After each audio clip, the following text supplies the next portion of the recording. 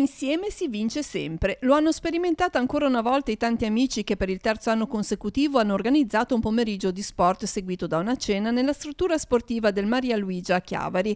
4 le squadre in campo con una formazione ancora più numerosa che ha lavorato dietro le quinte. A giocare oggi ci sono 4 squadre. C'è la squadra di Y Scout, la squadra di Y Lab, la squadra della Magil e la squadra di Noise Feed.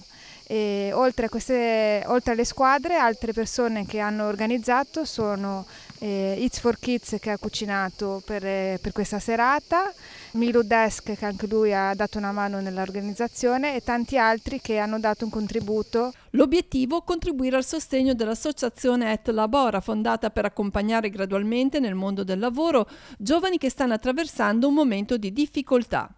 La festa è organizzata non solo dall'associazione ma anche da tutti i professionisti che in questi anni hanno accolto i ragazzi nelle loro realtà lavorative. Infatti è stato proprio un momento interessante, positivo e ricco questa organizzazione, perché tante persone si sono coinvolte in questo gesto di gratuità. Le principali attività svolte dall'associazione sono l'orientamento, gli inserimenti lavorativi con specifiche attività di tutoraggio e l'affiancamento delle realtà lavorative che ospitano i ragazzi per sostenere un percorso di crescita professionale e umano per tutti.